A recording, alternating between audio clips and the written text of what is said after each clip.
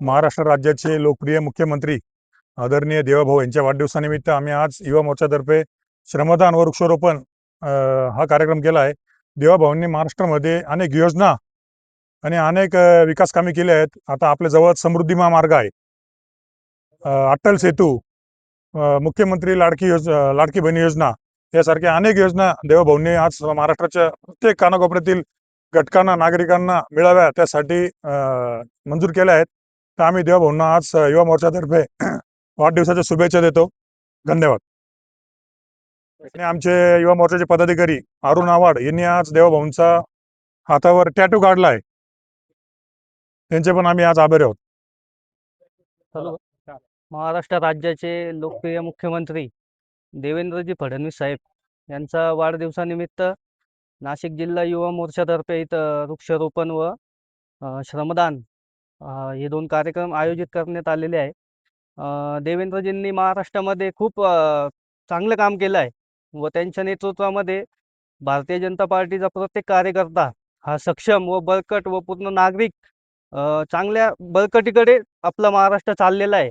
व काही दिवसांपूर्वीच आपण देवाभाऊंनी शब्द दिलेला होता की शेतकरी कर्जमाफी केली जाईल व आत्ताच मागच्या आठवड्यामध्ये देवाभाऊंनी 2 लाख रुपयेपर्यंत शेतकरी कर्जमाफीची योजना जाहीर केलेली आहे. तसेच मुंबईमध्ये कोस्टल रोड असेल, अटल सेतू अशा अनेक विविध पद्धतीने चांगले कामं महाराष्ट्रात चालू आहे.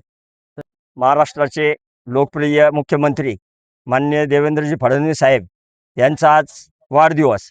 या वाढदिवसानिमित्ताने आम्ही भारतीय जनता पार्टी येवला शहर युवा मोर्चा येवला ग्रामीण या वाढदिवसानिमित्त आम्ही सप्ताह म्हणून आजपासून त्या 7 दिवस वेगवेगळे उपक्रम आम्ही राबवणार आहोत. आज येवल्यामध्ये वृक्षारोपण झालेले आहे, स्वच्छता अभियान. ग्रामीणमध्ये पण आम्ही रक्तदान शिबिर ठेवलेलं आहे.